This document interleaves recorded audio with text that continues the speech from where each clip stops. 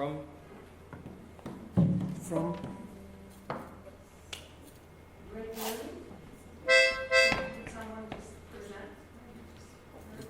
Too late. we started already.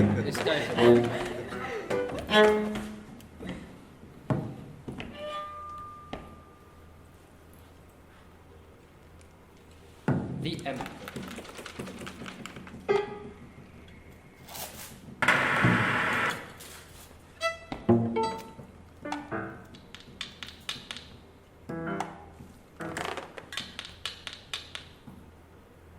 Sun. Heaven. Off.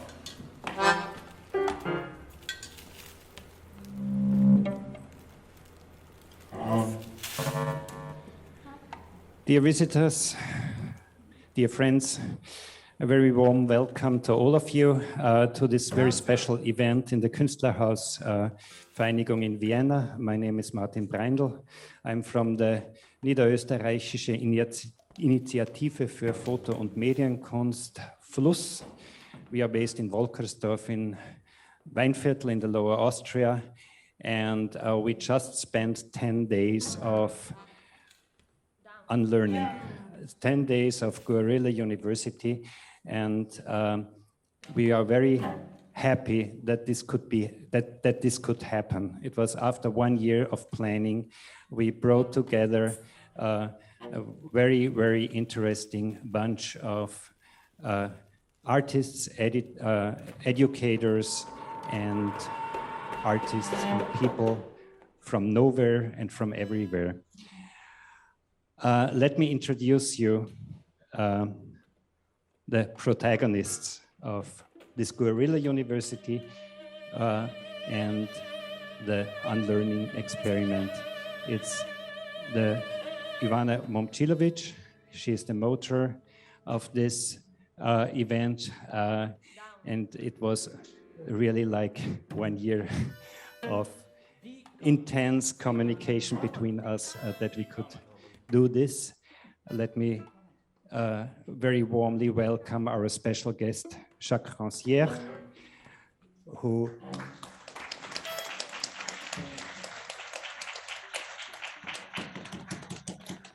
we are very honored to have here. It's Leonardo Kovacevic, it's Nina de Vroom,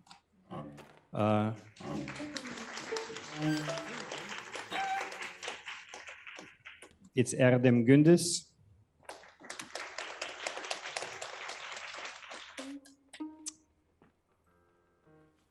who else is hiding? And behind me, of course, Sergio Castrillon.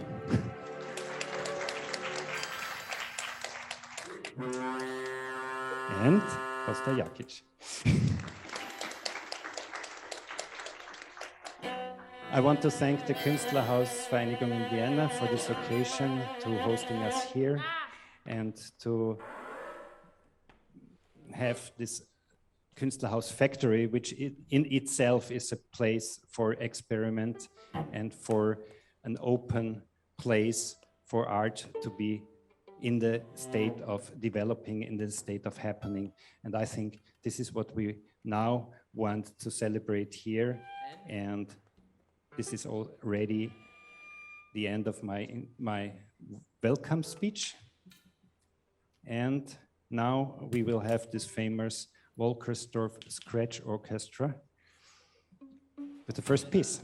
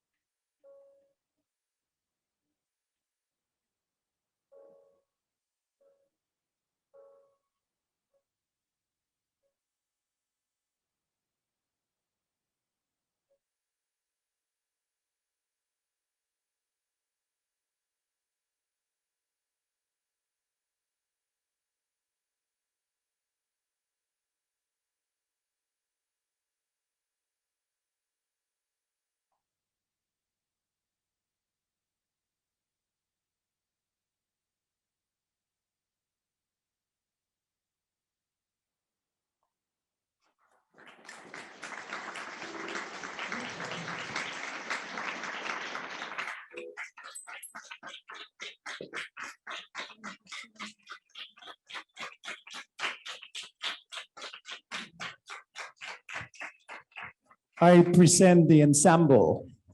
Cornelia, Costa, Cristina, Alexander, Norbert, Martin, Elisabetta, Sasha, and I'm Sergio. Thank you so much.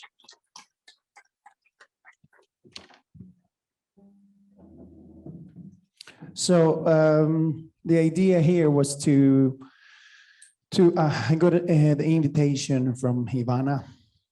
We've been working with this Guerilla University for a few years already.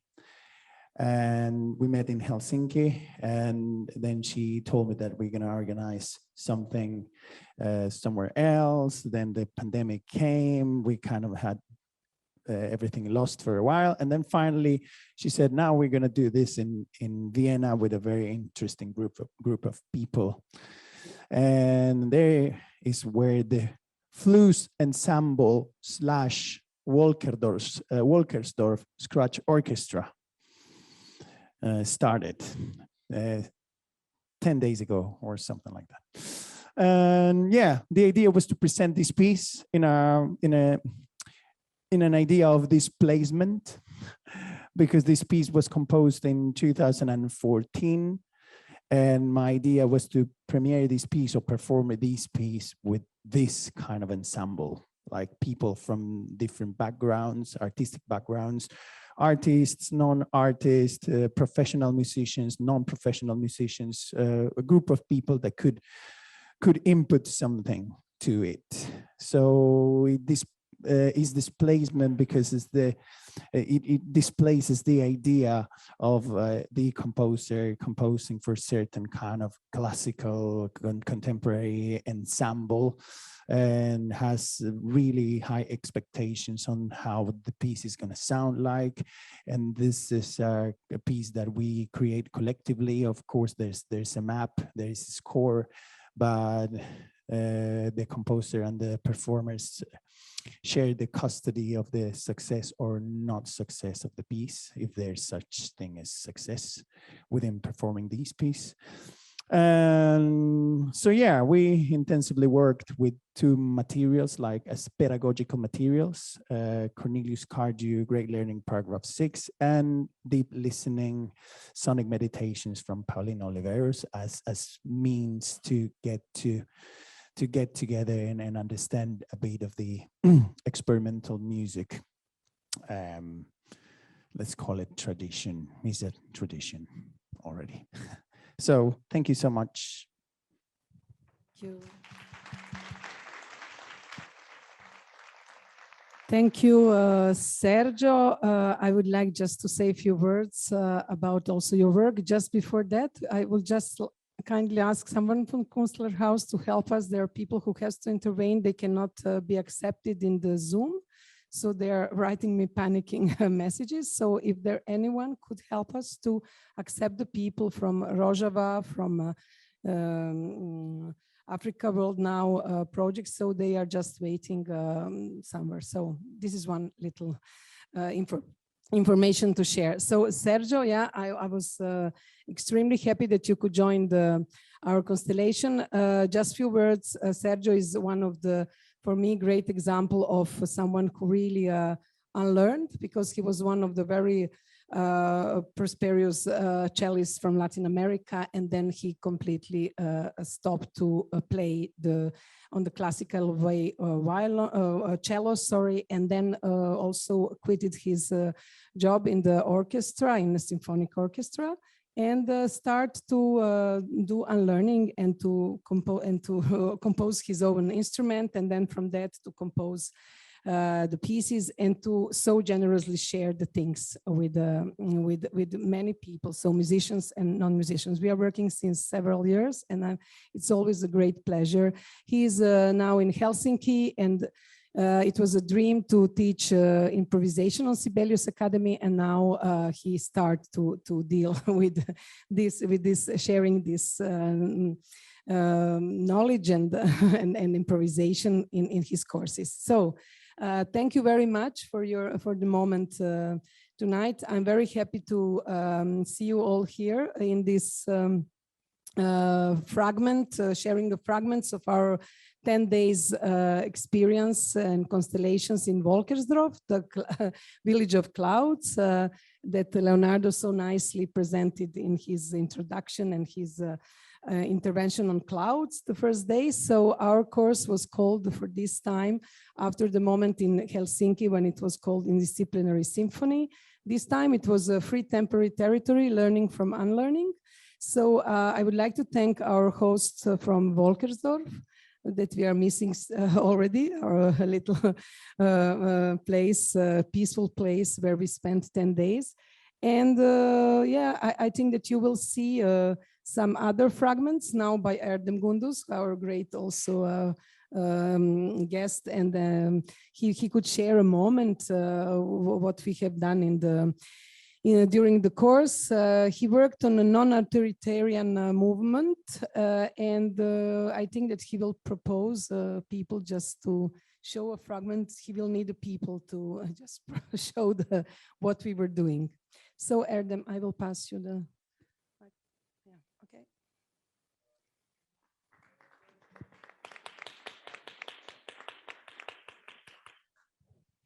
okay. Welcome. We did some exercises and try to learn how can be unlearning.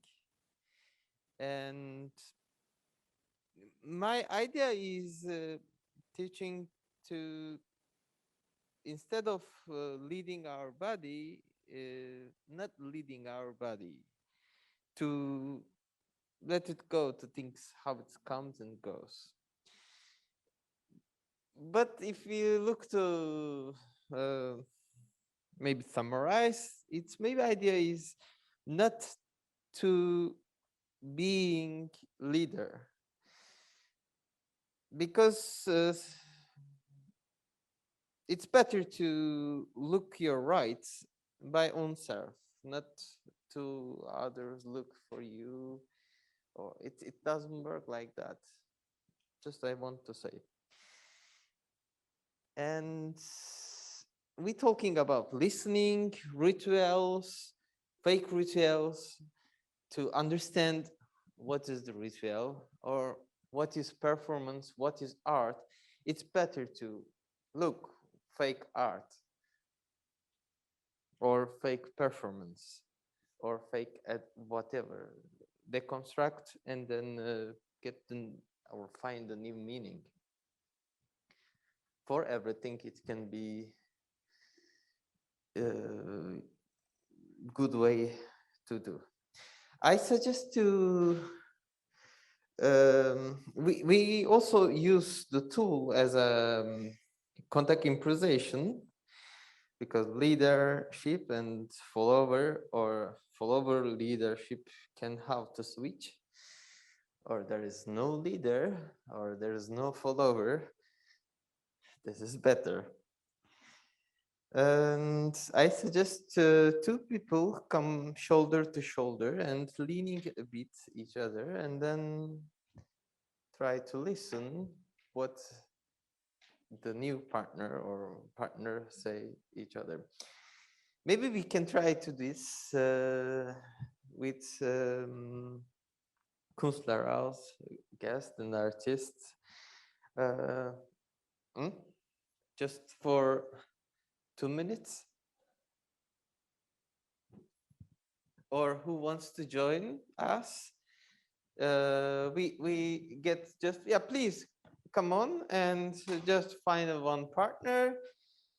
Maybe we start, and if somebody's doing that, please come to shoulder shoulder. Maybe it's like that better. Then this way I can walk back forward or forward. Then we start. If you want to do, please take a partner now. Last 10 seconds. The idea is just same as contact improvisation, a bit touch my partner shoulder to shoulder. Then we try to go forward or backward, or because the idea is when I'm turning somewhere, maybe I try to, or my leader try to turn, then I try to guess what's my partner looking or where she interested looking. You know, it's better than different view to try to catch than what's your own. Oh, it starts.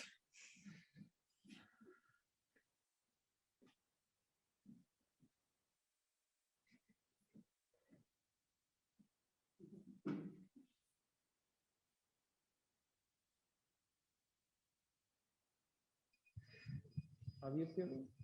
Great. Yeah, that's, you see, it's trying something always good.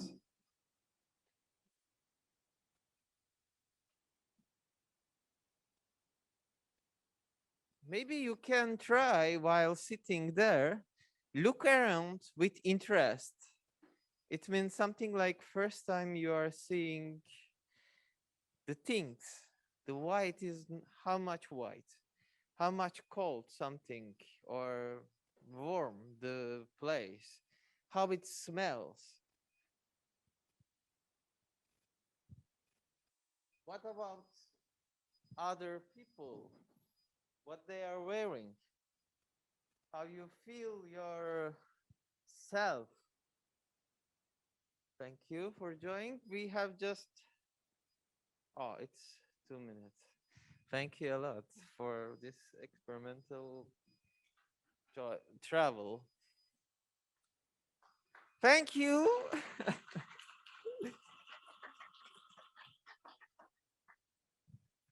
Thank you. Maybe. Thank you very much, and thank you for your performance lecture, which we had the pleasure to assist at 5 p.m. today. Do it yourself, your solar system.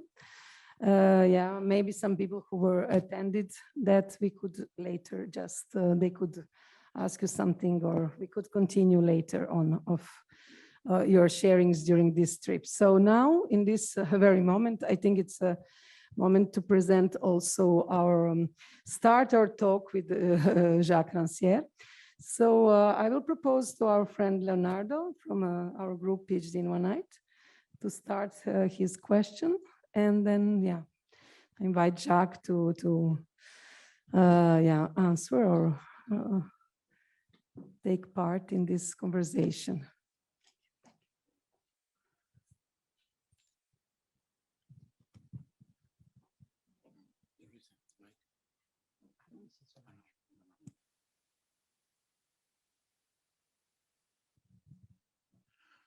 Hello. First, thank you, Jacques, for coming here. I know it was kind of a challenge for you to come here amidst certain, well, we can say misuse or vile use of your notions that, we just a little bit to taking it in our own way, maybe perhaps to voluntarily or in the wrong way, you will say it later. But well, let me just start with my first question, which is actually related to the whole experience of the course we had last 10 days. It was like everybody had this need for unlearning, but not only in the field of the knowledge, in the science, in the academic way, but exactly and precisely in the artistic praxis, So since you actually, your idea of unlearning actually is relying on the notion of unexplaining, or as you put it in French, désexplication, disexplaining maybe. I would like to know how can it be expanded in the field of the art, since artistic practice and art is not always so clearly cognitive process. It is certainly to some extent, but it's certain praxis, and it's not so obvious that also that consists in explanation. So during the course we had a few examples of that conceiving of the unlearning in the art, beginning with Sergio, who was trying, but also Camille, your own son, who were trying to take to unlearn the position while they were playing the instruments, and the way they risked with going to a totally another way, improvisation, etc. They run away from the certain specialization, professionalization. So in this context, I'm just thinking, is it possible to think of unlearning as a certain disapprenticeship or something like that, that would consist of the material gestures and undoing of what we have learned before. Thank you. Okay, it works. Yeah. Okay. Okay. Well, I think you know. So regarding the example, you know, of Sergio, you don't change your birthday position just because it is your professor who had taught them, you know, and the professor means the institution and against the institution, etc., etc. You change it because it allows you to do something else than the one your teacher destined you. That's the first point, you know.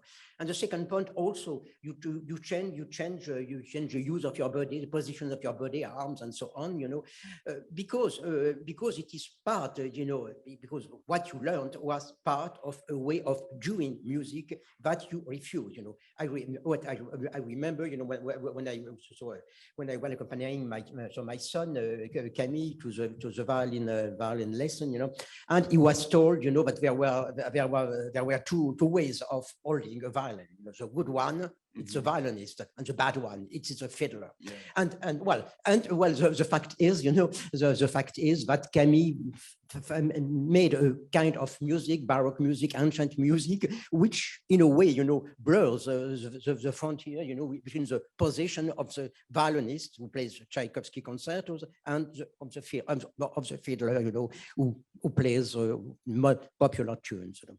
So the point is, explanation is not simply a matter of technical gestures and technical explication. Explanation for me, it's a construction of a specific relationship. The relationship between the one who knows and the one who doesn't know. Or in fact, it's already, you know, in fact, a construction. You know, what is there at the beginning is the relation between the knowledge of one person called the teacher, the professor, and the knowledge of another person called the student. And well, the explanation first means that you transform this relationship as a relationship between knowledge and ignorance, which also means that you construct a certain situation, you know, with certain process, you know, through which precisely ignorance can be changed into knowledge. Well, I don't want, you know, to recall what is called what is told in my book, you know, the ignorant schoolmaster, so the lesson of Jacques, meaning that in fact this supposed relationship, you know, that is destined, you know, to make the student equal of his teacher, you know, in fact is a kind of eternal repetition of the same position. So what is important? You know, what is important is this relationship, you know, between the one who knows and the one who doesn't know. Well, it's part of a whole world structure within which precisely the practices of teaching, learning, playing, acting, and so on are included. And this word structure, or this way of constructing a common word, is predicated on the opinion of inequality. What is the opinion of inequality? It's not just, well, an idea that you are, but inequality is a good thing, inequality is a bad thing. No, the opinion of inequality, you know, as I learned from Jacques, it is a whole system, a whole world, you know, within which what makes those practices, teaching, playing, etc., work is the construction of a situation of inequality. And what I think is important, but it is a general system. You know, it's not only if you think what happens today. You know, we live in I would say, pedagogical societies, because not only the professors, but the politicians, the journalists, all of them, you know, I would say that hour after hour, they construct a word of inequality of position, you know, and a double one, because if you think, for instance, what happened, you know, in the information system, you know, well, there is for instance, you know, the victims of a situation, a catastrophe, a murder, a slaughter, and so on, you know, and there are those who know, and there are those, you know, who can explain why they were murdered, slaughtered, etc., violated, etc. And also there is this other relationship of inequality, you know, between the one who explains and the spectators, you know, the audience, you know, which is supposed not to know unless, you know, unless they are explained, you know, what it is about, you know. So I think for me, you know, you know, an explanation, you know, or unlearning. Unlearning is not simply a matter of telling, well, I was learned this way, and now I will, so now I will hold my violin, my bow, my cello, etc. You know, in another way. No, this means, you know, I think when I think of my practice, you know, I think, you know, of it as an attempt to construct no more a word of inequality, but a word of equality, you know.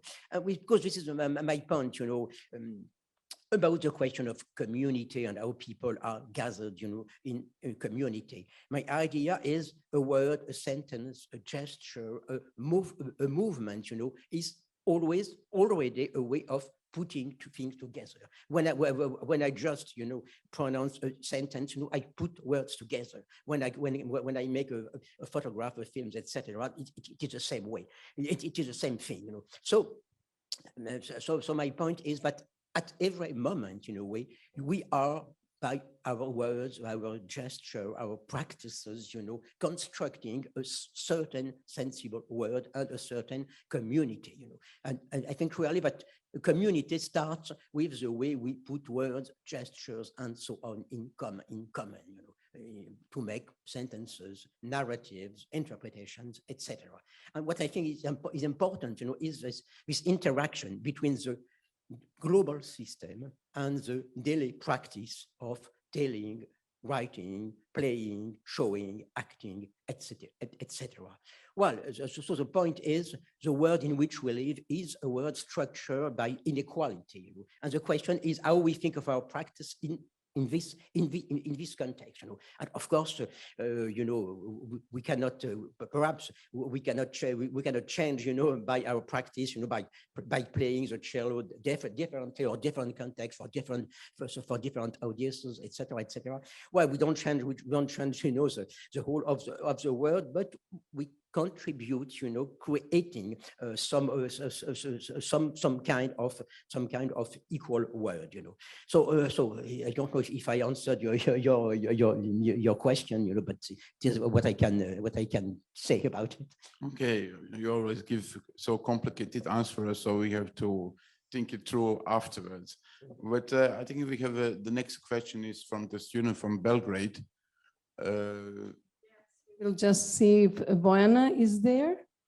And if she could just open and share the screen to show the apparatus, this platform and the student platform for politics, art, and new medias. Bojana, are you there?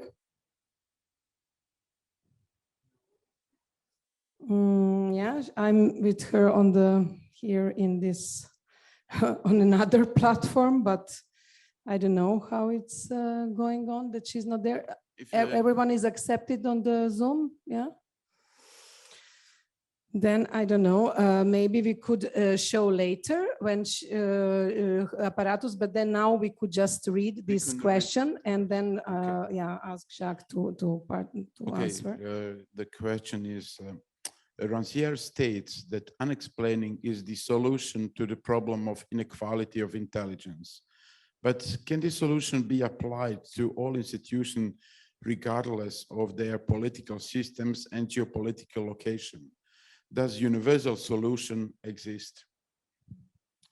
Okay, first, as we are not here, you know, perhaps I must say a few words about the context of this question, you know, because I extracted it from all presentation of their action, and their action consisted, you know, in writing a number of sentences of the ignorant schoolmaster, you know, on the steps of I think the faculty of philosophy, something like that. So they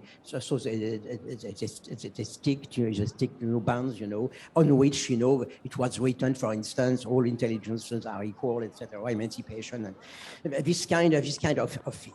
And so, well, they accompanied it with a number of statements, and well, analysis, etc. Well, but now I try to stick to the question. Well, I think I would say I think it's important to displace a little, the question, because it's not for me, there is not a problem of inequality, and a search for solution to the problem. No, there is a practice of inequality to which the point is opposing another practice, a practice of equality. And so the problem is, opposing a practice to another. And if I follow, so again, the lesson of Jacques, well, a way of acting is a way of verifying a presupposition or an axiom. The axiom of inequality or the axiom of equality. The axiom that people cannot or that people can. And this is, I remind you, probably you have already often, heard about it or read it, sorry. But well, I remember the importance of this point of view, but the question is not to reach equality, but to start from equality and to make it the principle of a process of verification. And well, the point is that this process takes place in places, well, like for instance, art schools, universities, but also, theaters or every day in the street. The process takes of verification of equality takes place in places where it is mixed with other processes. For instance, well, in schools, in university, in art academies, and so on. Well, they prepare students to exams, to tests, to the acquisition of skills, grades, qualifications, and so on. And this is this is a logic of social adaptation, which is part of a global structure, which is a structure of inequality, which means that the process of verification of equality often intervenes, in such processes are the kind of deviation, a kind of torsion. And my idea is that there is no solution that would make the two processes, match together, become the same process. Well, in my own country, there is a big face, that there is a Republican ideal, and the Republican school, so with the principle of the Republican school, where really our schools, our university, etc., prepare not only people who can, have a good grade at their exams, but also citizens with critical spirit, etc., etc., etc. And I think really the point is, well, to do away with this kind of illusion, with this kind of beliefs. There is no coincidence between the process of equality and the process of inequality. There is always a torsion, always a division, which means, for instance, that we are, if you are, as I was, a teacher, you do two things, or at least two things at the same time. Once is that you play your role in the institution, which means that you prepare your students, to know some things. So some things in philosophy, to be able to answer some questions about philosophy, to write philosophical dissertations, which is a very strange exercise in passing. But well, and this is one part, of course, of your role. But at the same time, well, you try you try to say something you think is right, that you think is truth. You try to explore your own passes, and well, you don't know, when it will have an effect, on the spirit of the students. So, well, we prepare them at the end of the year, so they have an exam, or etc. At the same time, you tell something. You tell what Jacotot called, your own intellectual adventure. And it has a result, well, perhaps the day after, perhaps 10 years, perhaps 10 years later, and an answer, an effect, which is not at all the fact that they knew but they knew now what you have taught them. No, there is an effect, meaning that the echo or the resonance of what you have said, of what you have tried, in front of us, well, creates some kind of by effect, meaning that they are more able to do their own, to follow their own line. It may be their line as a student, a teacher, a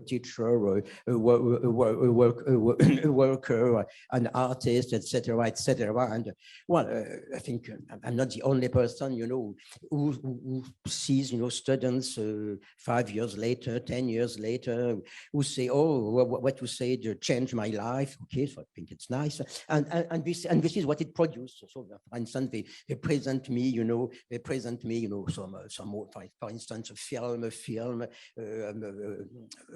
an installation, a text, telling me, oh, this is exactly, what I got from your course. This is an application, of your theory. I say, okay, but I don't know. I don't think that I learned you this. It is your transformation of what I did, in front of you, what I told you. So I think to answer, to come back to the global profile of the question, is there a kind of total solution, a global solution? No, of course, there is no global solution.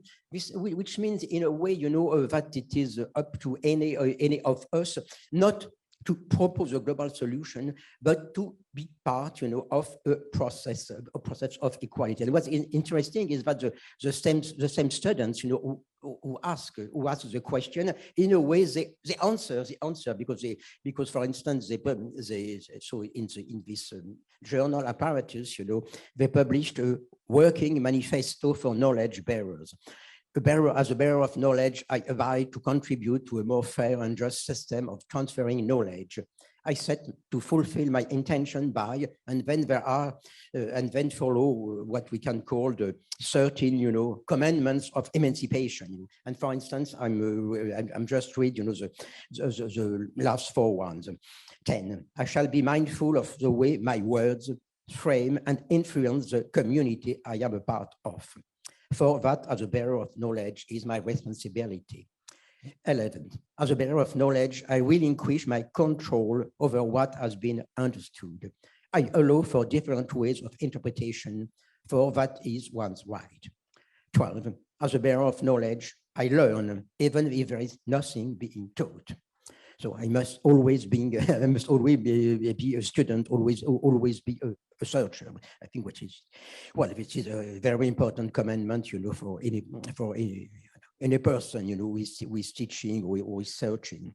And the last one, as a bearer of knowledge, I allow things to unfold. I don't make conditions or expect specific results. I make space for the unexpectedness of each learning experience. So I think, well, but in a way I can say that they understood my lesson. Okay. Great. So the action that you are speaking about is on the screen there. I mean, there is a screen, and one of the things that Jacques was mentioning is this action that the students from Belgrade University of Fine Arts, just so they took the excerpts of the text that we shared and they were putting them in the public space. So Bojana is now with us, I think, from Belgrade, and she cannot see that we are, but it's shared there. Maybe if you want also to share on your part the same action and say a few words about it, because yeah, it is the moment now. Okay, thank you, Ivan. I'm very sorry. I mean, actually, I haven't prepared this presentation, but okay, I will now access to all material because I received the information that just now that we will present something. But of course, I will check it in my drive and to just a moment. I will just underline that it was our mirror. I mean, we are mirroring our experience in Volkersdorf, and Bojan and the students were in Belgrade, and we had a group in Split and in also in Linz, the migrants who worked on the landscapes of freedom, landscapes of emancipation through the words of emancipation that Rubia, who is present with us, presented already at 2 o'clock. So maybe later we will just have a few moments to say something about it. So if you have some possibility to share your screen to show very quickly apparatus now, it will be nice. If not, maybe just to show this public action. Okay, you should make me host if you want to. Could you host Norbert her just to?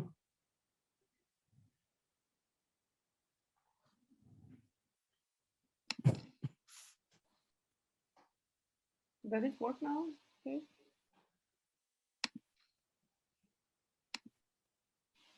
Because the other people will also need to be host and to share the screens later. Okay, just a few words maybe before I receive the possibility to share screen. Actually, Apparatus is a forum for discussion in art, art, science, politics, and technology. And it is actually a kind of discursive, artistic discursive kind of work within the course Discursive Practices of Art and Media at the University of Arts in Belgrade. This is a subject that I teach. And we actually issued the second number of Apparatus in the form of newspaper. So basically, it is the idea is to, I mean, the whole number is dedicated to the project Guerilla University, and we will have 2 numbers. First is actually a space for artistic intervention. So it is not, the conception is not to represent art or theory. So this is the first page of this publication. You can also make comments on that.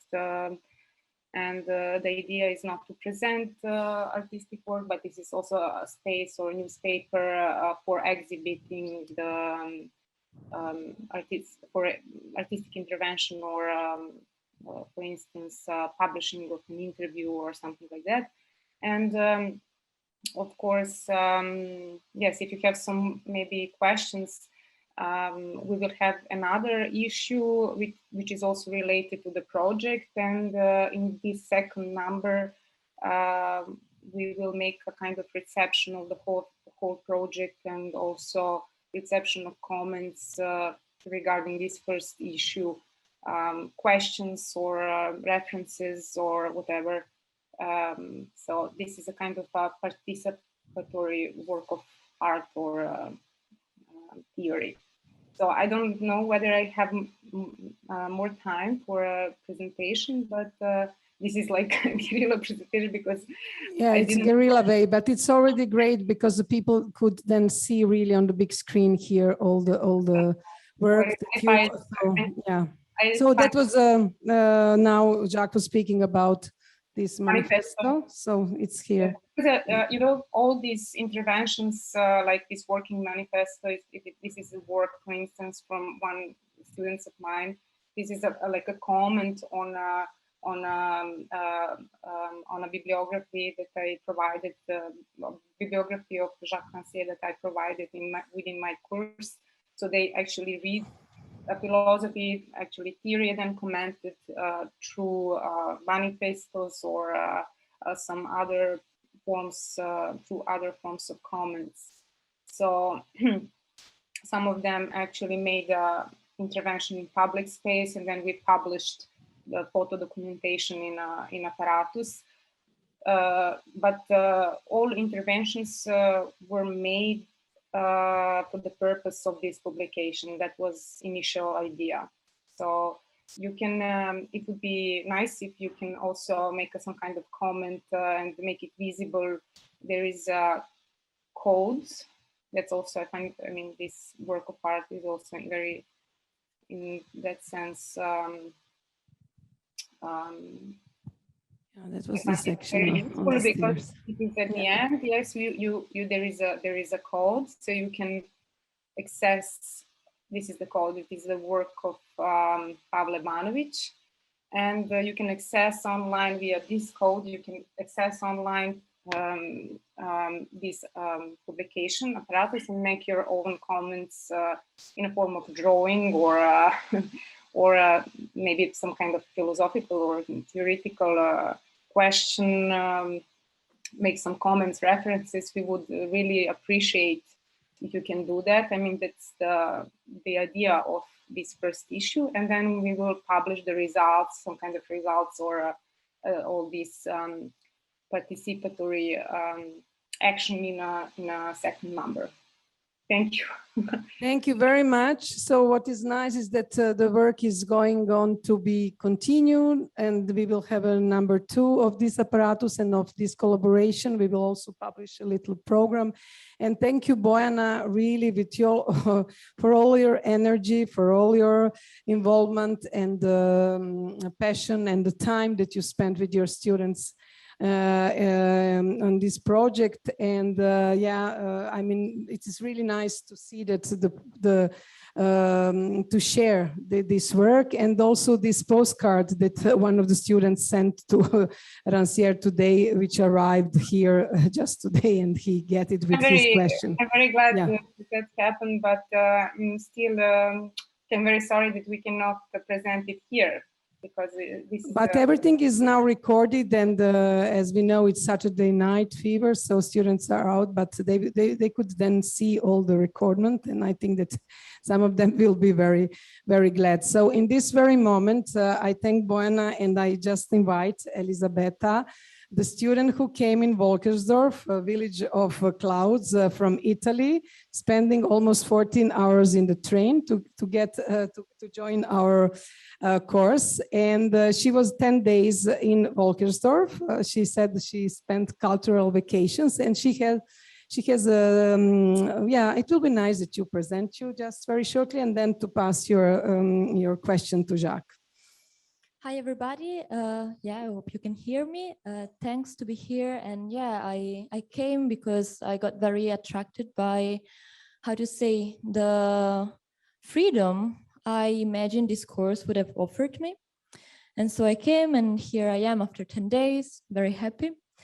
And how to say, I felt this course had something related or in relation to my own practice. I am an artist, but also a writer, and in general, I define myself as a thinker. And I've always worked between disciplines. So from multidisciplinary to indisciplinary, I was like, I think that could be a very nice passage for me. And then, I can pass to the question. It's a bit long because actually I was trying to relate that to the text and what. And here it goes. In the text and what, the core of education and the conception of knowledge are understood as based on the opinion of inequality, which I grasped as the normative expansionist logic of science academia, which distinguishes between subjects of knowledge, the experts, those who can explain, objects of knowledge, those who are explained, and observers of knowledge, those who cannot understand by themselves. In the text, it refers to journalism and readers. As much as I believe that production of real meaning can only happen when surpassing the discriminatory distinction of subjects-objects, some related notions remain confused to me, a confusion I can express through 2 questions. These are the questions. How can we understand the notions of evaluation and quality within the frame of the equality of intelligences?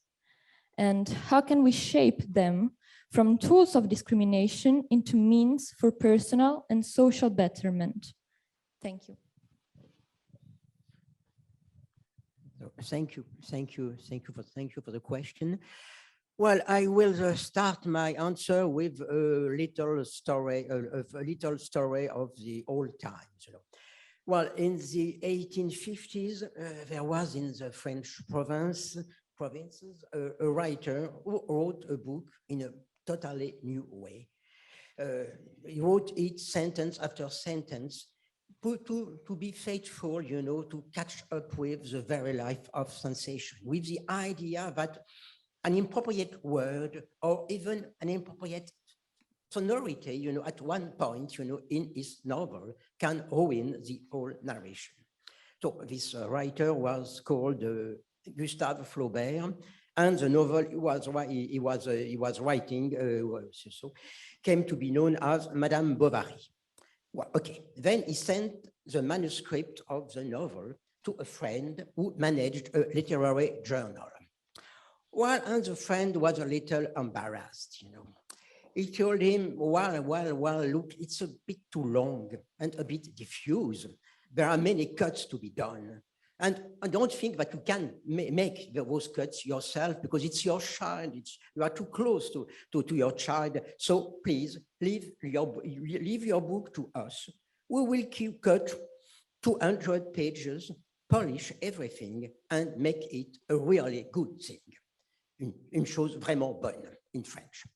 Okay, well, so a novel which has been counted, from that time among the masterpieces of world literature, might have been turned into a really good thing, according to the existing standards of quality in the literary world of his time. Because they were not idiots, but they had their ideas, they had a practice, you know, of good writing, and they could, and they thought they were able to evaluate, you know, whether you know the quality of a novel was good or not. Well, which clearly, you know, tells us that there are two kinds of good. And so, which means that there are no univocal standards of quality, hence no univocal standards of evaluation. Equality and evaluation can take on various meanings and overtones. And it's true that usually, and notably when we hear, you know, the word evaluation, which is so important, you know, not only in education, but in all practice, in every practice, you know, that there is an evaluation, you know, of a person, you know, employed for this or that job, you know.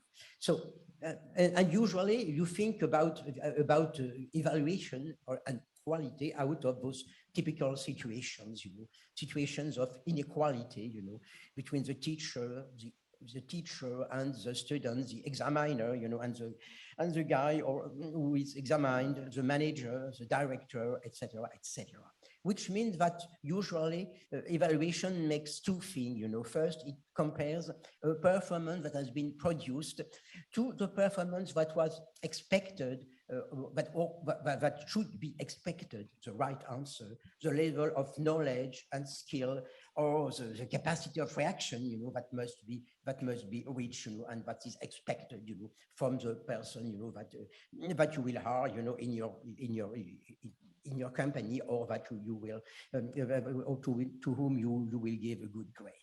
So the question is, it is the first point, and of course, there is a second point, you know, which means that evaluation, you know, creates automatically, you know, a process of humiliation. So there is somebody who has the power of humiliation, and another person, you know, who has, you know, to go through humiliation. And so this is a normal, let us say, idea of evaluation. You know? And the question is how to part with this kind of evaluation, you know, without dropping any idea of judgment, or any idea of quality of a text, of a learning, of a practice, of an artwork, etc., etc. Well, how can we part with it? I think we can part with it through another idea of evaluation, or idea of an over-evaluation or another judgment, you know. Well, I remember here, you know, again, you know, Jacques Otto, you know, when Jacques Otto, you know, was discussing his method, he said, you know, well, we don't judge the results, but the students or the ignorance of which we judge whether they have worked or not. They have done something, they have verified, verified something or not. But now this answer itself, you know, is a bit equivocal, because there is a bad way to understand it, you know, which is what there cannot be the same standards from everybody, you know, because well, there are people coming from a good background, a background, you know, people, you know, etc., belonging to learned family, people not, etc., with the idea that everybody does just what they can do, and we must be indulgent. And of course, I think this way of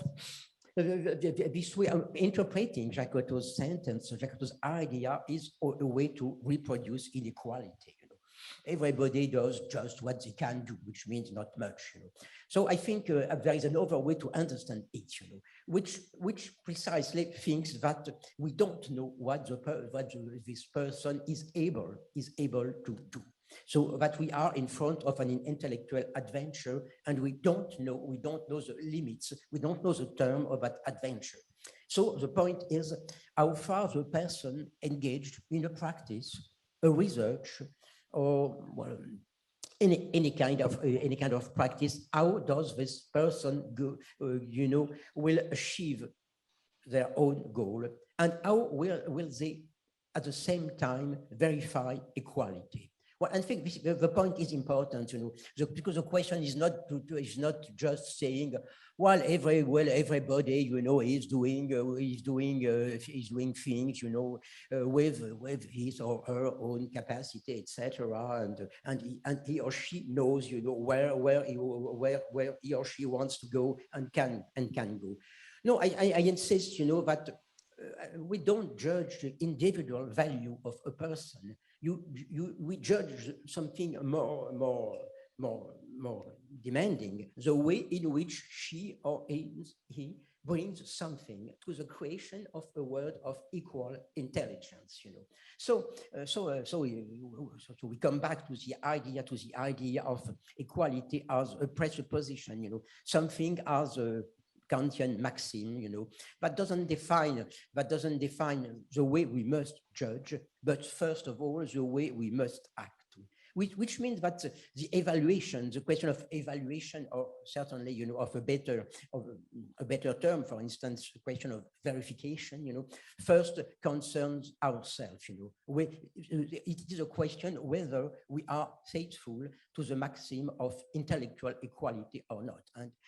And here, you know, we meet again, you know, the 13 points, you know, of the manifesto, you know, I commented, you know, a bit earlier. That's all. I believe the next question is yours, Ivana. Mine, and which will introduce our friends from Rojava who are there. Mansour, are you there? In this very moment, is there any? Mansour is not there. Gulistan, you are there. Hello, yes, I'm here, Ivana. Hello. Yeah, Tiela. Okay, great to see you. Great to see you. Okay. So, yeah, bonjour, bonsoir. Bonsoir, yeah. Bonsoir.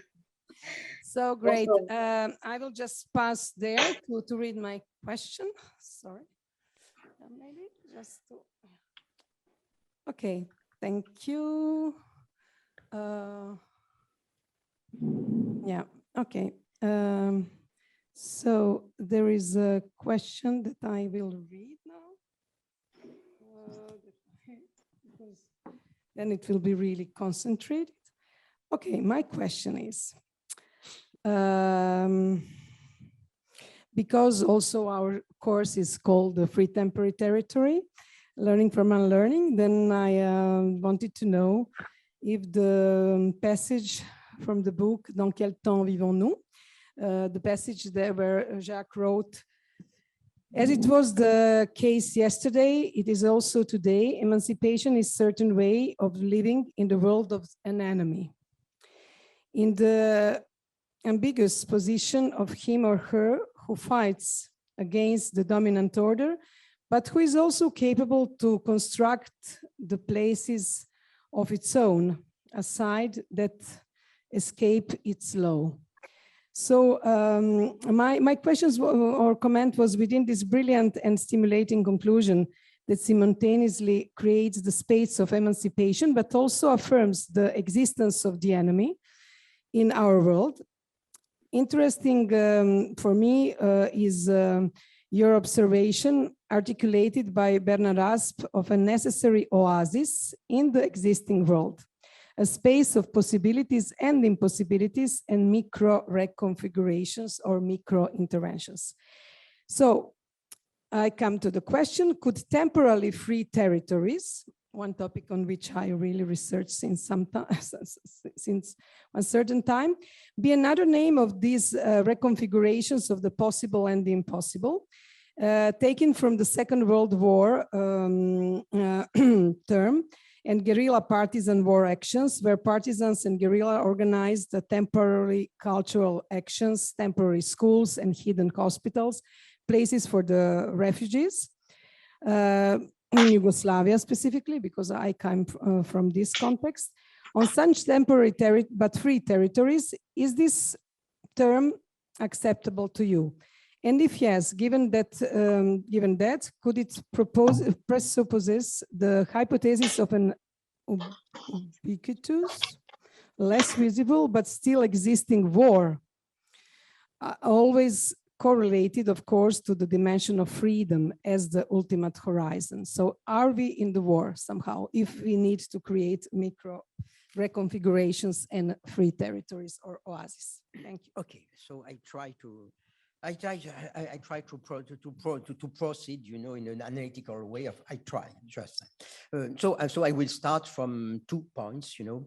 First point, we live in a world, a global world structured by domination, economic domination, police domination, ethnic domination, sexual domination, intellectual domination, and probably, you know, many other dominations that I forgot. Well, so we know of no place in the world today where those forms of inequality have been abolished. So we can say we live in the world of inequality. And if we don't like this word, we can say that we are at war with those forms of domination, well, among which we live, of course. First, it is the first point. The second point is that war has 2 meanings. It has a strict meaning.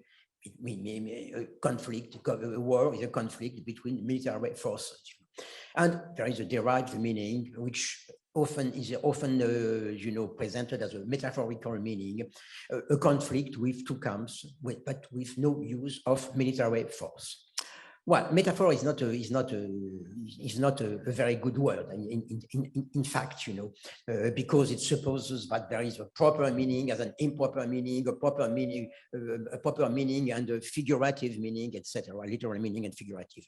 But well, I think the idea of metaphor is not only the idea of the relation between the literal and the figurative. Metaphor is about displacement. So a word that is called a metaphor opens a space for displacements. So so I think that word, you know, is a good word, you know, when it designates a situation of conflict with no military, you know, forces, but a situation of conflict that is not reconcilable. And my point is that the conflict of equality and inequality can be called a war because the 2 principles are irreconcilable. So in that sense, we can say that we live in the world of the enemy. But at the same time, it is clear that we live in the world of the enemy, well, in a certain form of coexistence with its rules, its institutions, and its everyday way of being. But now, I think that there are various forms of coexistence. We can first, you know, distinguish passive or active coexistence. passive coexistence mean, well, we don't agree, we don't agree with the word, so we play our role within these words as member of this society, but at the same time we don't agree. At the same time we refuse the legitimization of this inclusion. This is what I call a passive form of coexistence, and there is what we can call forms of active forms of existence. Now, there are also two forms of activity. And well, historically, we know two forms of activity creating a form of coexistence with the enemy.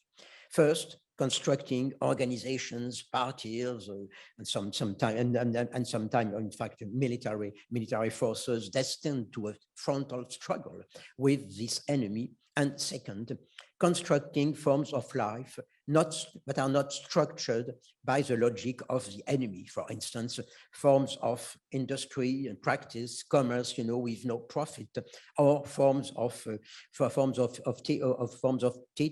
teaching, forms of information, forms of health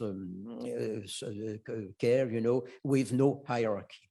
Well, I think in the history of what we call war struggle, we had a combination of the two forms, the two forms, meaning that communism, anarchism, socialism, at the same time, designated, organization, which wanted, to destroy the existing capitalist, and state society. And at the same time, they created a multitude of forms of forms of production, consumption, institution of education, information, etc., really, from the logic of domination. So we can say that, but during dozens and dozens of years, we had people who lived as communist, socialist, anarchist, though there was no communism, etc. And I think, of course, if you think of the history of this town, we know that there was a time where people, really lived as communist or lived as socialist. Of course, there was no socialist or communist state in Austria. So, but I think both could coexist because there was the idea, or there was this kind of global structure or global sense of history according to which the present of domination created the future of freedom, of equality. So I don't think it's necessary, to remind you, of the classical, thesis that capitalism created both the conditions of its destruction and at the same time the class and the working class that will be able to replace it, and to take advantage even of the riches of industry and so on created by capitalism. Yes, we know that this is no more the case. We live no more in this kind of time, and we have learned that history doesn't work for socialism or communism or anarchism, but history doesn't work for anybody, doesn't work at all, and ultimately doesn't exist at all. So the result, of what we have learned is the split, that is very, very often, invoked, today. Which means that on the one side we have the development of free institution, and for instance, I'm thinking of the free social spaces that were thought of, conceptualized, and practiced mostly by the Greek anarchist movement. So creating cooperatives of production and consumptions, so institution of alternative education, alternative information, alternative health system, etc. And we know at the same time that, well, of course, it has now a different status, because those forms, those free social spaces, well, tend to be, I would say, experimental forms of the word of the future. Sometimes they can play both. They can play both roles. You know, we know that, for instance, you know, those anarchist cooperative could also turn, you know, into practices of self-defense, you know, for instance, when there is a fascist aggression, you know, against them. Okay, but it remains that, you know, there is, you know, the objection, you know, that those forms of a future, of a possible tentative new word, you know, are in fact, you know, ways of living in the world of enemy and, well, and you know, in a way prolonging, you know, the life of the word of the enemy, and we have heard, you know, so the objections that all this ultimately, you know, is of no avail, you know, and that there is only one thing, you know, which is to destroy capitalism and take over the power to create communism. Okay, so well, but we are in this situation. You are in this situation of forms, let us say, alternative forms of life, forms of economy, education, information, etc., etc. Well, can we compare them with the forms of creation of institutions during partisan wars, you know, in the Second World War? Well, I think there are 2 points, you know. The institutions, you know, mentioned by Ivana, you know, well, some of them were directly linked, you know, with the very necessity of the military struggle. You know, for instance, you know, when you create a hospital, you know, in a time of war, you know, it's not to create a cell of the new world, you know, but it is to deal with the partisans that have been wounded in the battle. So it is not so much, you know, a matter of creating institutions for the future as it is a matter of answering, you know, problems of the present. But at the same time, of course, we are aware that a partisan war, you know, is or was a specific, or perhaps is in some cases today, a specific kind of war, you know, specific kind of war, which in fact is a double-edged, you know, war, you know, because at the same time, you know, well, there was, you know, of course, we were thinking, you know, of the occupation, you know, of Yugoslavia, you know, by the Nazi forces, you know. So it was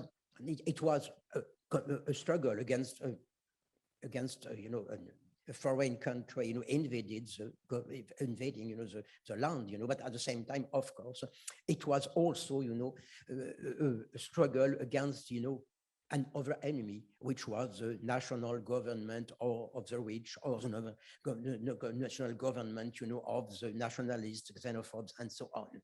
So I think in this case, you know, we add so, well, this two-edged word, you know, against, so a military word, but at the same time, the military word is a war against a certain form of the word, against a word of inequality, which means that there is a combination,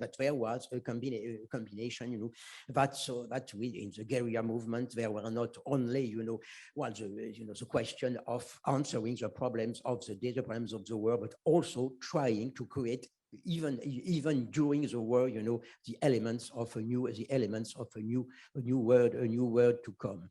Well, so I think, yeah, well, we can say there is an analogy. At the same time, you know, well, I think we must be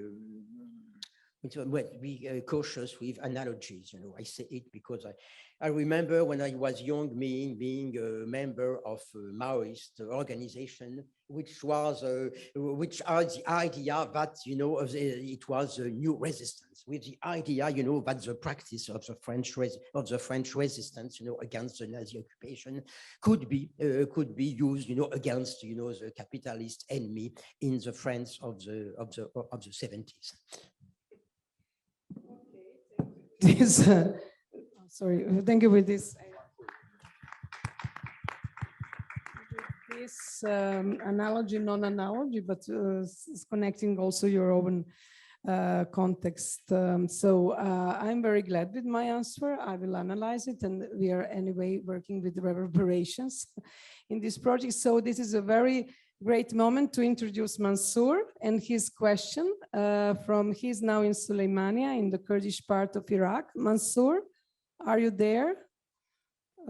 Yeah, he's there, but he's not there. He's just, yeah, I think that he's connecting. Yes, he's connecting.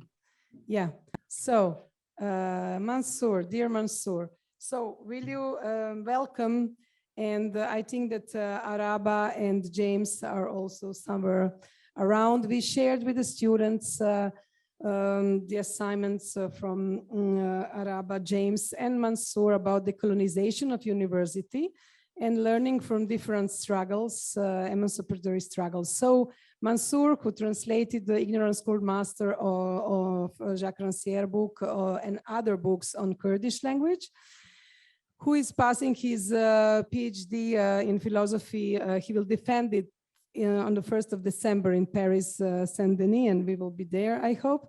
So he's now in Iraq, in the Kurdish part of Iraq, and he will, I mean, thank you that you said, okay, for those who are interested, they could read your resume of your, one fragment of your work on this popular uprising in Iran in '79 that you were researching, and which is a topic of your thesis, that you called One Window to the Equality. But then you said, okay, I will not present that. I would like just to ask Jacques some real questions. So please, Mansour, yes. Thank you to be with us. Thank you very much, hello everyone. Thank you very much for Ivana and other organizers of this event. I am so glad to be here. And thank you very much, J.Ranciere, to be with us in this moment. I have a question that is in reality some question in one question. And maybe some word, some far from this question. But I will try. Mansour, I'm sorry, we heard you very well the other day. Now something is happening. I don't know if you could just maybe put the microphone a bit in another position, just to see, to understand better. Sorry. About network, you think? Okay, let's try. Just let's see if it's, okay, I will try with this. Now it's much better. It's much better, okay. Really. We could understand. Thank you very much. Thank you. Hello, everyone, and thank you for J.Ranciere to be here with us in this moment. I have a question that is combined from some question. Okay, I will read my question.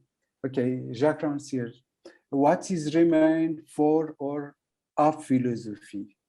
That is in a way the question the journalist posed by journalist to Hannah Arendt. What is remained for or of philosophy? Will it remain in the language, or will it be, that is the idea, for example, the Giorgio Agamben, or will it be content to reflect on the event, that is the idea of Alain Badiou in the World's Night in the Hegelian terms? What place has remained for philosophy if you accept that one day its question would have been the truth? Is it possible to say that philosophy makes language a battlefield, champ de bataille, by making the possibilities of another world visible, sensible.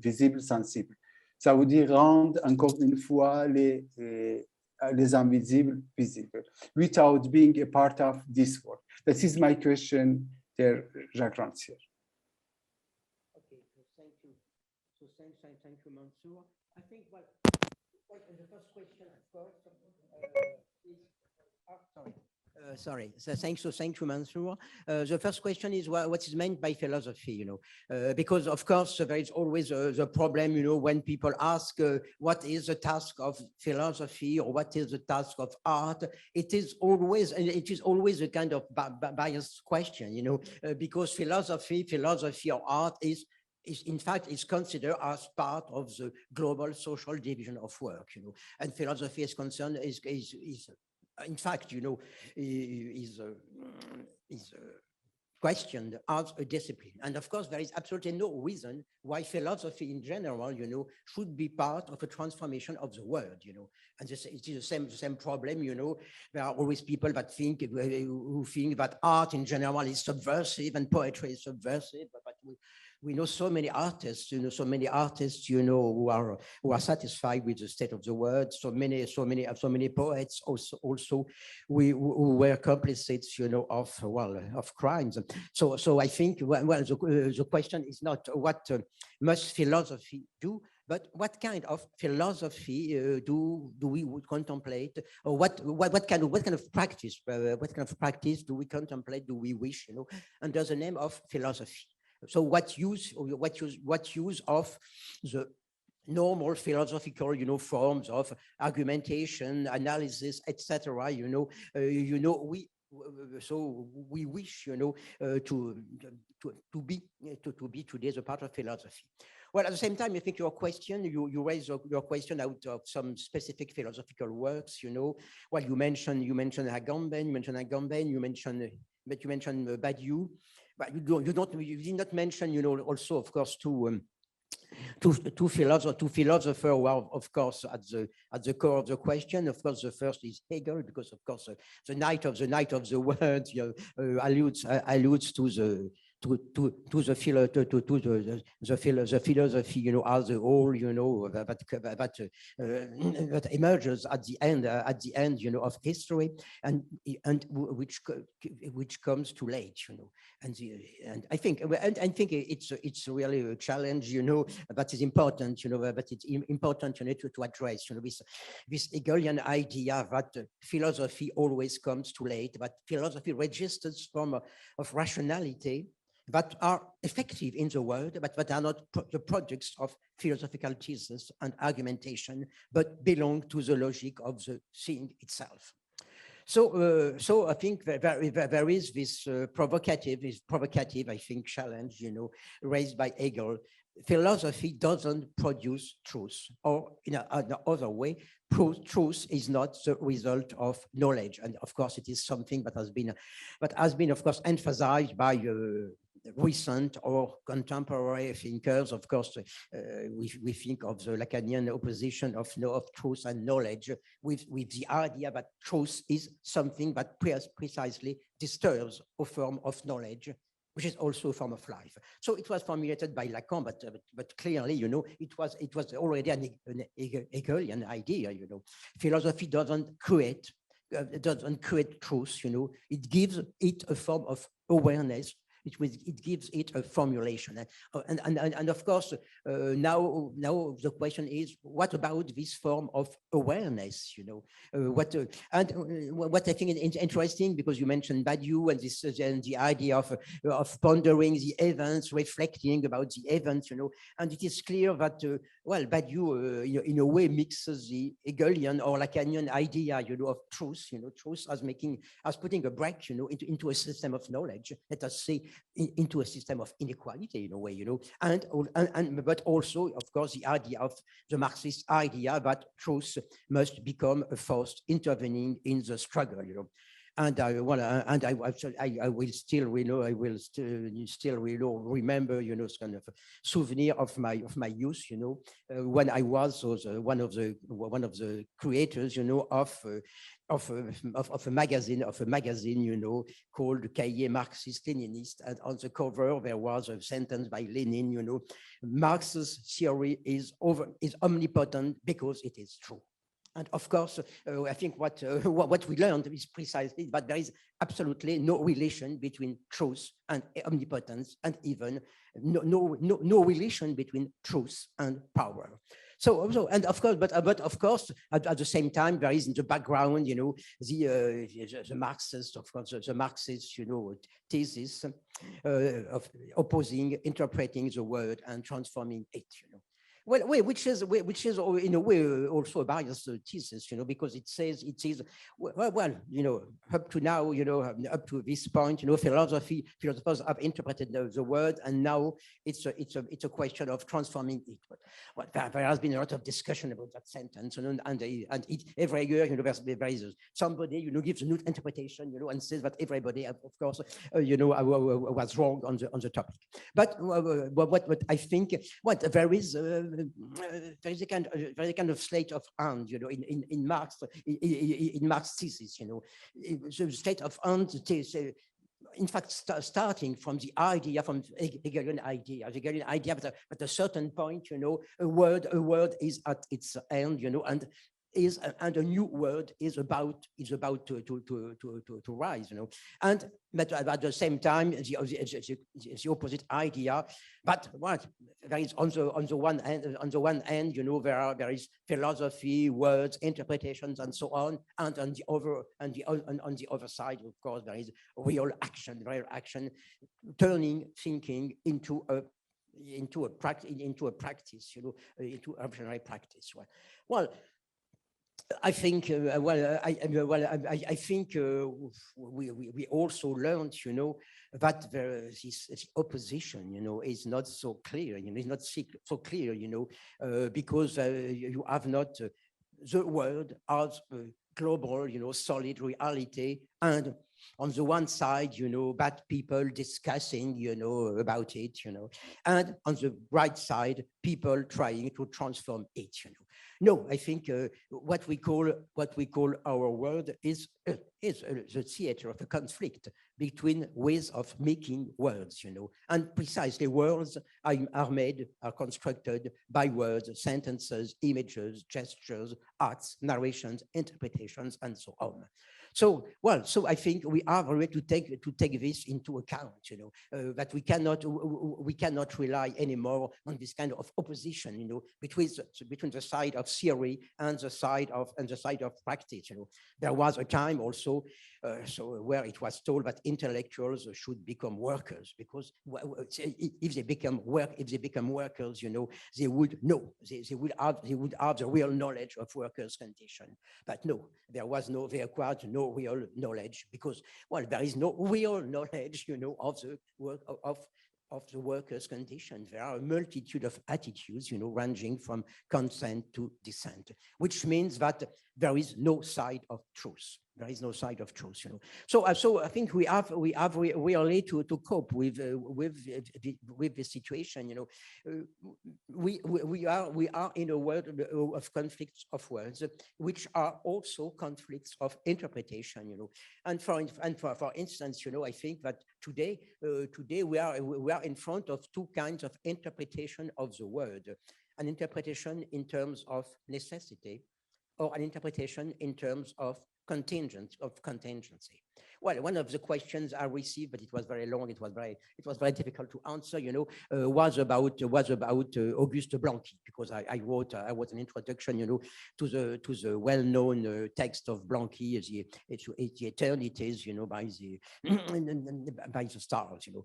And what is interesting, you know, is that Blanqui, in the very moment, you know, when I would say Marx was constructing the idea of historical materialism, you know, with the knowledge of necessity is a weapon, you know, for the revolution. Blanqui, who was a revolutionary, you know, and in a way an activist much more than Marx, you know. At the same time, you know, Blanqui wrote this strange text, you know, where in reality unlearned, you know, all the story, you know, about the power of science to change reality through the action of men. He said, so of course, he was dealing with the state of astronomy and astronomic hypothesis, you know, in his time. But he was not an ignorant. He knew, you know, he had studied, so it was only his fantasy.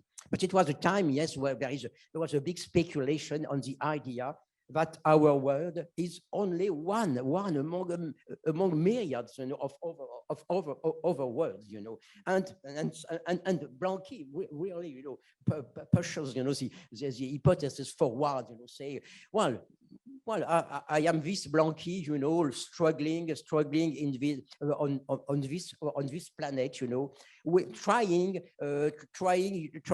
not to apply science because it is, but trying just to catch up with the good moment, with the right moment, you know, and well, but and probably, you know, I will stay in prison, and probably, you know, there are myriads of other words, you know, in which other Blanquis, you know, are in jail, you know, at the same time, you know, and will die in jail, etc., etc. But he says, but there is a possibility, you know, perhaps that in one of these words, you know, one day, one Blanqui or one substitute, one double of Blanqui, you know, will be able to catch really the right moment to create a word of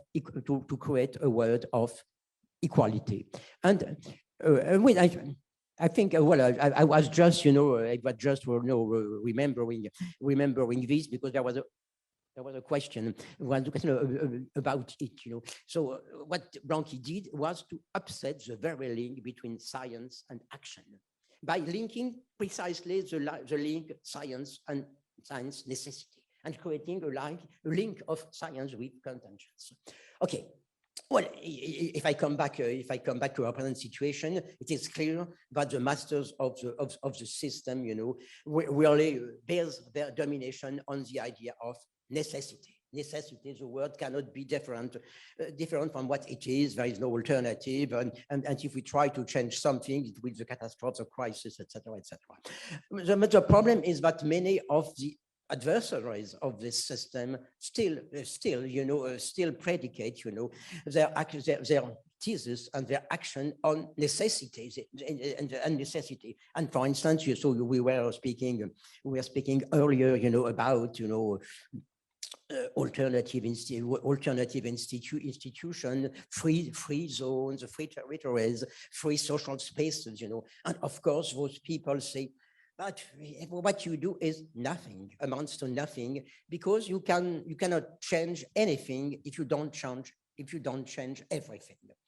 The problem, as we know, you know, is that nobody ever will ever face the everything that should be changed, you know, so that freedom and equality come. Which means that in the last, you know, in the last conclusion, you know, this kind of radicality or radicalism, you know, is just, you know, a way of adhering to the same necessity as the masters of the system.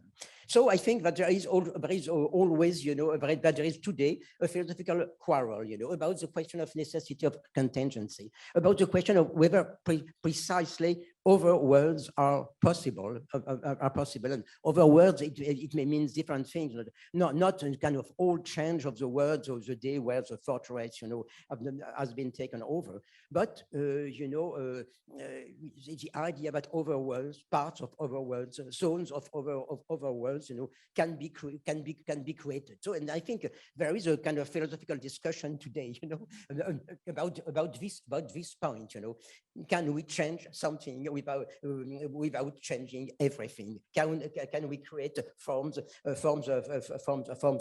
change that are already active, that are already creating forms of life at the same time as forms of struggle? So I think for me, you know, well, so I'm supposed to be a philosopher because I was taught as a philosopher. I taught philosophy, and I wrote books. Happily, most of them are not considered, you know, books of philosophy. So I think it's an advantage, you know.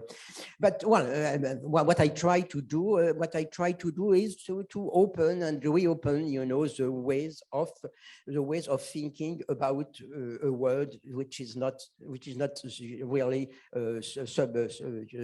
subdued to mere necessity.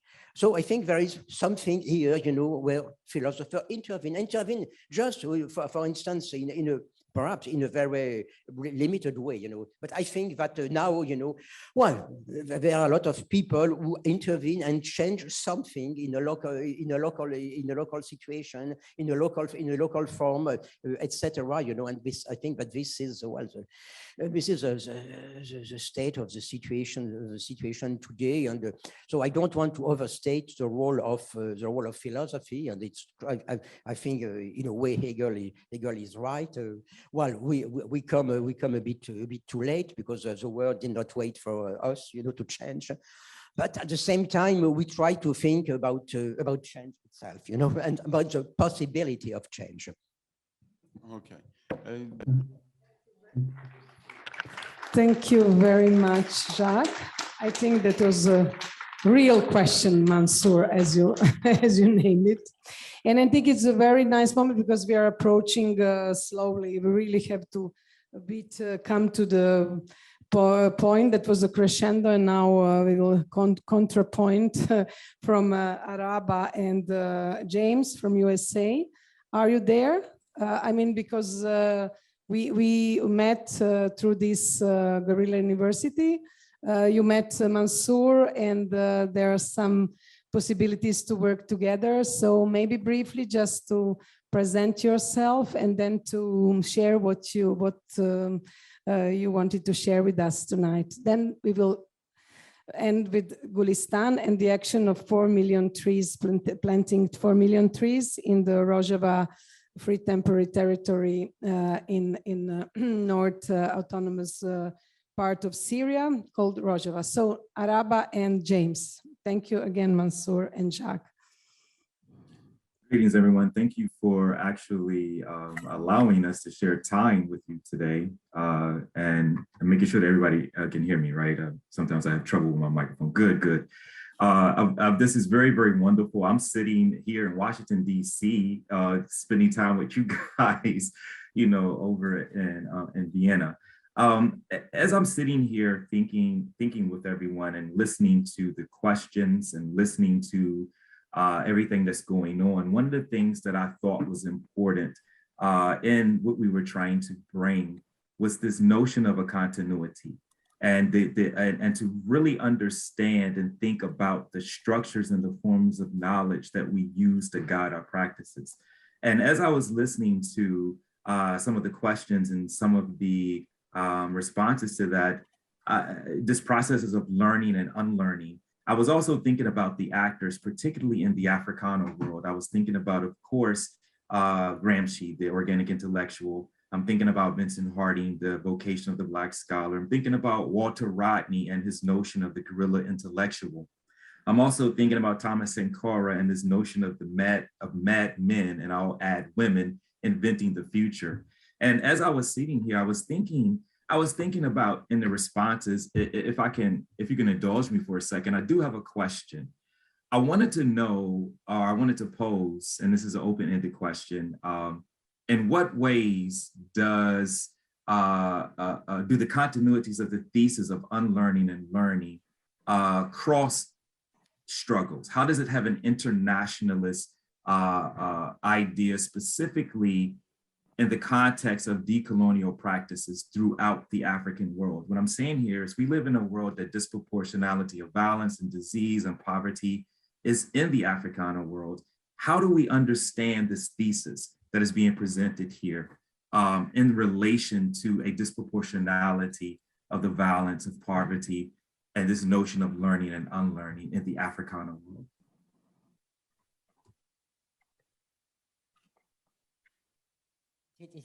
Okay, I have to answer. Yeah, no, I think well, the question you ask, of course, is part of the global situation. I'm speaking about, so I well, for me, well, continuing, continuity works in a way everywhere. Continuity works, well. at the same time as a form of domination which is renewed, you know, and also of course as a form of adhesion, as a form of consent which is renewed. But at the same time, you know, I think that there are you know, also always and there are you know, everywhere, you know, well, the possibility of breaks, the possibility of ruptures in that continuity, and the problem is that, you know, very often those breaks or those ruptures are not really known, you know, because when you think when you ask the question, you know, about Africans, you know, it is clear, and when you think, you know, when you mention, you know, the question of decolonialism, etc., it is true that we have usually a kind of very caricatural idea of it, you know, here, you know, with the idea precisely what is at stake is only a question of destroying some statues, you know, and putting some paintings, you know, away from the museum, etc., etc. So I think that we have, and it is also your responsibility, you know, really to be aware, you know, of the real forms of proposition, the real forms of constructions of words of equality, you know. And so, and I think it is important because we have this very caricatural, you know, idea, you know, of people who have, of course, they destroy statues, and you can destroy statues, and we know that if we want to destroy the statues, you know, of all, you know, the founders of America, you know, that were possessions of slaves, you know, we have to put down, you know, all the statues, you know, of the fathers and of the American democracy, etc. And so, well, I think, well, this is not the point, you know. The point is precisely, you know, creating some forms of affirmative, you know, ways of dealing with the question, you know, of, well, getting out of the colonial situation, colonial thinking. So meaning at the same time the thinking of the one who is colonizing and the one who has been colonized, you know. Because also we have also, when in France, you know, sometimes also some other caricatural, you know, thesis, you know, coming from people who are well-minded, you know. But thinking, for instance, that if everything is not really going well, you know, in Africa or among the black people, you know, it is you know, the guilt of colonization. And of course, you know, there is something more interesting to say, something more interesting really to show to show now. So I think there is really a struggle, because I must say that in my country there are many things that people don't want to hear, you know, or they want to hear only if it is a kind of caricature, you know, but they can, you know, just brush aside. Thank you. Yes, Araba would like also to, share the screen and show something with us, some sensible materials, sensible archives. Oh, so beautiful. It was prepared for us tonight. Hi, good evening to Vienna, good evening to all the places that you are, Iraq, Washington, like I'm also in Washington, DC. I'm very glad to join you. I want to be brief. So in our cooking up our thoughts, we also wanted, like, this is the visual language we wanted to use. So we named it Seeding Another World, a poetic inquiry of love and imagination. Has the microphone, sorry, just a bit like Mansour, if you could just just move something, just that we hear you better, if it's possible. Okay. Is it better now? Yes, a bit. Can you hear me now? No? Not really, but not much, but maybe. Okay, we will try. Should I speak loud? speak loud? I don't know, but there is some little echo, but it's not very clear. But let's try to continue. Okay.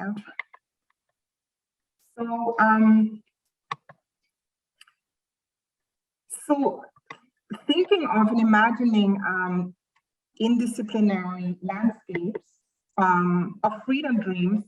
So the visual language that I chose, I'm trying to speak loud, is this visual image shows how our ancestral grandmothers braided seeds into their hair before being forced to board transatlantic slave ships, believing against all odds in a future of sovereignty and land. So the hairstyle that you look at, cornrows, is a name that has been called like that because of the enslaved labor of African people on the cornfields. In the Caribbean, it's called cane fields. Can you hear me, or should I just continue? Okay, I'll just continue. So what we wanted to propose, connecting to Ranciere's poetic of knowledge as a practice of indisciplinary thinking, we wanted to weave that in, and we also connected to the presentation we were blessed to hear from Mansour as well. So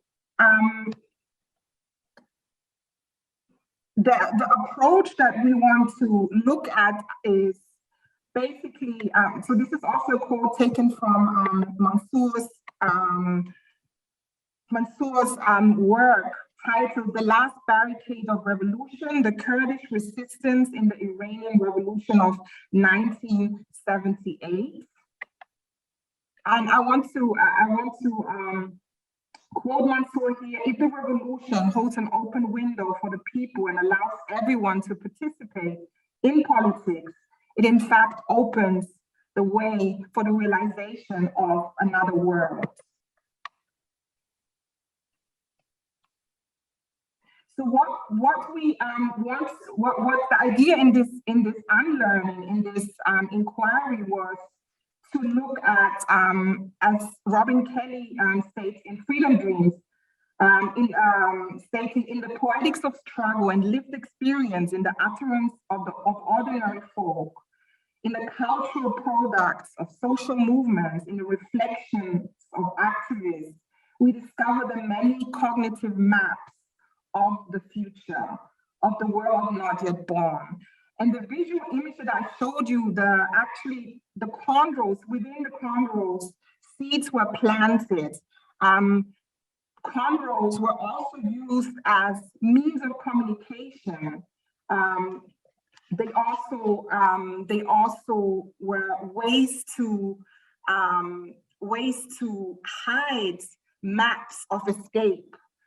So that is a practice that the Maroons practice.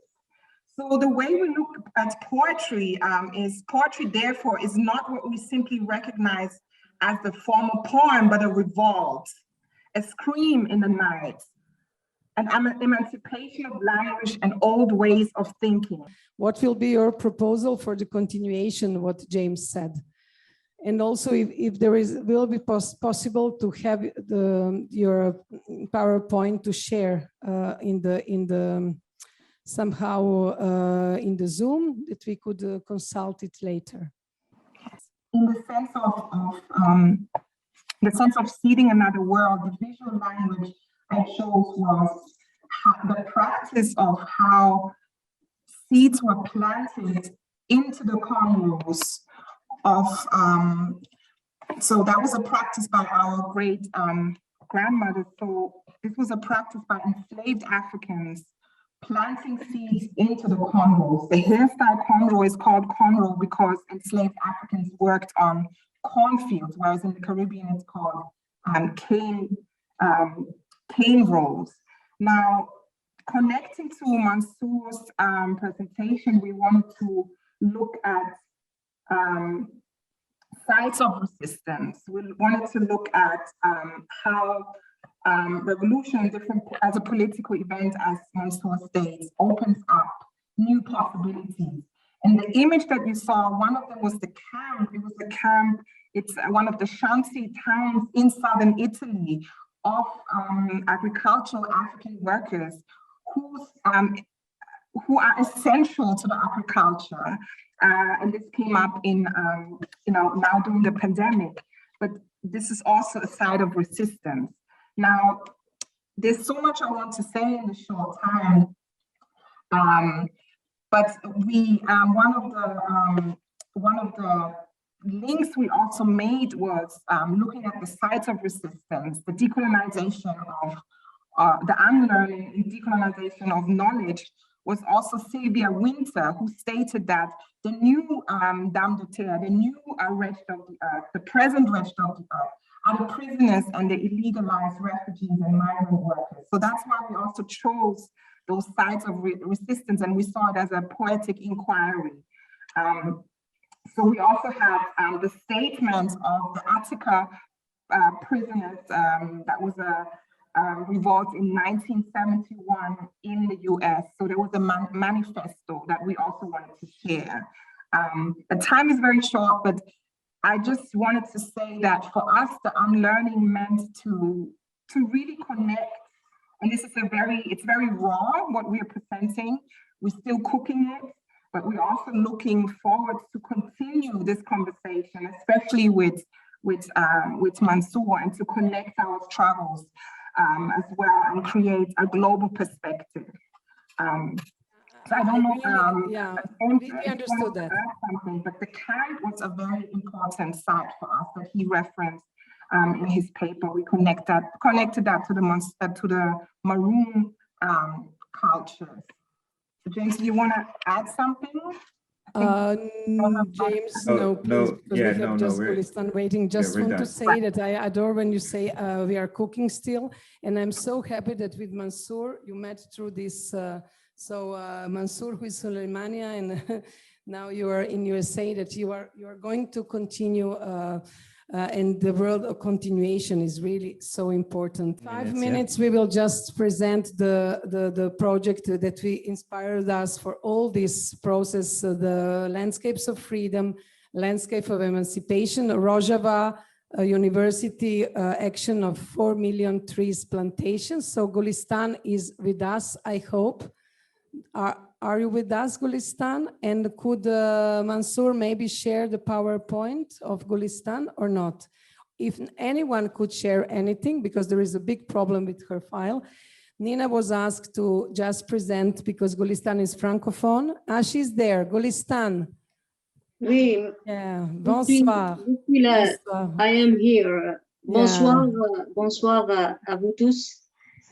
Merci beaucoup. Je suis très heureuse de participer à Guerilla University depuis Paris.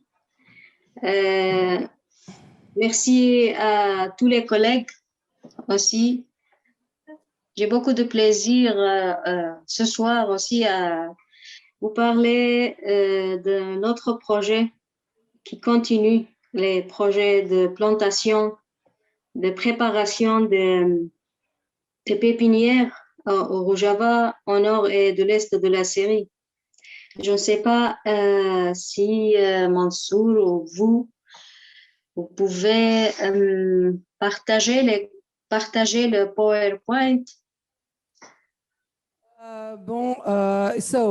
Gulistan is very happy to join us. I am trying, dear Gulistan. I am trying. So we met Gulistan through Mansour, and we started Guerilla University 1 year ago. Jacques was with us on the inauguration of these virtual meetings and encounters. And then we discovered the action of 4 million trees planting, the action of Rojava University that we called with Nina, the flower in the desert, this university who is really saving the students from the war and preparing them from these seeds and plantation action, I mean, among other things that they are doing. So Nina, who is here, who traveled very, long journey to join us, and She just had a train storm and arrived, and we will share her material for the course because she couldn't share it afterwards. As we said, we are working in continuation of all this gathering. So Nina was asked to translate or to make a resume, the translation poem of this in very few minutes of the plantation action, which really inspired us all through this process and gatherings of Guerilla University. Is there any image that we could have of any? Maybe Mansour, any image of the from Facebook Grand Trees, because now we cannot find this. We have really some minutes. Peut-être si vous m'autorisez à partager, je ne sais pas. So could she share, Gulistan, the screen, and then she could. Oui, tu peux toi-même, Gulistan. Gulistan, as a representative and initiator of Rojava University, is also involved in a emancipatory, you can say, a project of planting trees, and it's called Green Tress, and it is collaborating with youngsters from different regions in Rojava and in northeastern Syria to plant trees, to add to plantations that are both a symbolization of women, the roots they represent, and the support of women who helped develop agricultural culture in even from Mesopotamic times, and to honor every woman who fights, and as a symbol of abundance and light and greenery. So there are several people working in this project, sensibilizing people for environmental causes. So it's both a political and an environmental project to challenge the pollution and the destruction of the government of Damas, to install petrol fields, and the imposition of cultures like cotton and wheat, which are very invasive, to implement a native and non-intrusive plantation, which is also supporting the local communities and the diversity in this area. So that is a little bit my translation of her project, for which I thank you. Merci, Gulistan. Yeah, Gulistan. So we have to imagine, we have some images here because the migrants in Austria worked on your images. And just to say that this action is the answer of the ban and interdiction of plantation in the Kurdish part of Syria, introduced by decree in 1950 by Syrian state. So thank you, Nina. Gulistan, thank you very much. Everyone who just, if you go to Facebook or just Google Grand Trees Rojava plantation action, you will see the images. Every day on daily basis they are planting, and their goal is 4 million trees to plant around the Rojava University. Could propose to the people who have some question, just write them in the Zoom, and then we will try to see how we, in the continuations, because I'm sure that Araba will be, and James, very glad to have some questions, and Mansour, and I don't know for Jacques, because he has his dose, but maybe some other people. So. Yeah. Okay, good night, everybody. Good night, everybody. Thank you very much. Thank you. From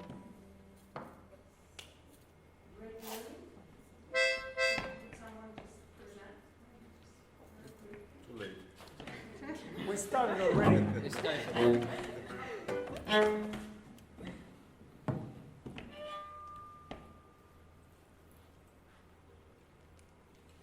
The end.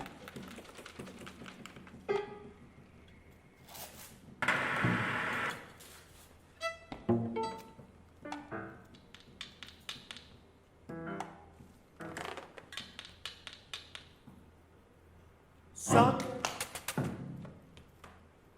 Heaven.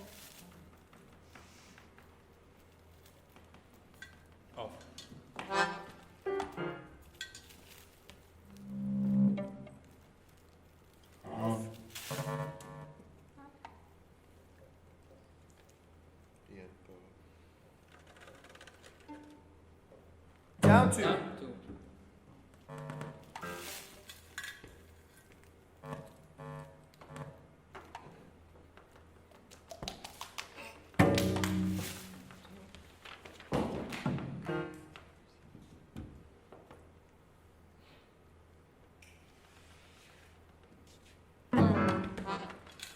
Down.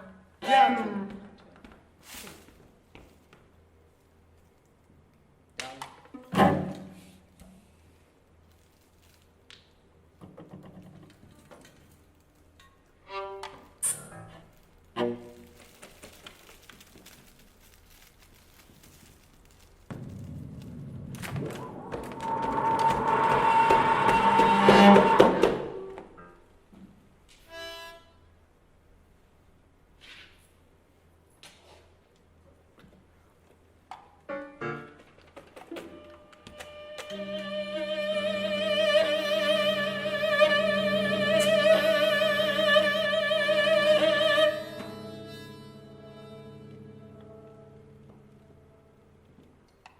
Down. The common. The common. The common. The common.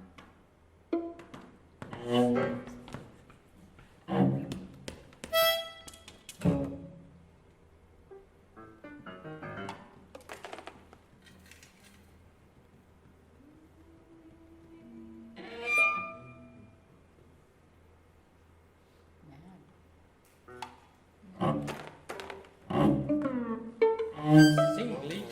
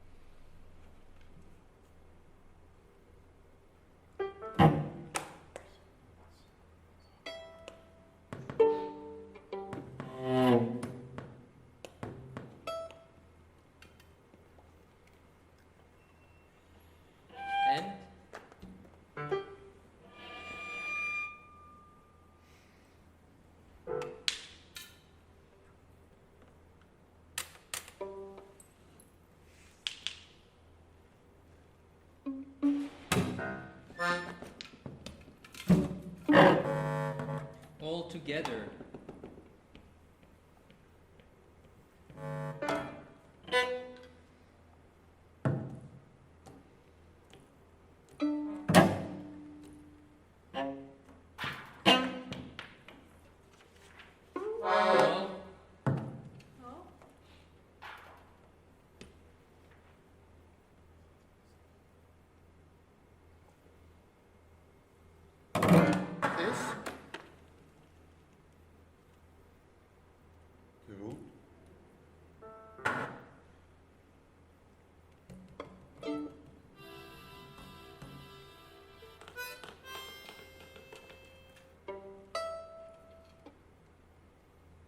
Self.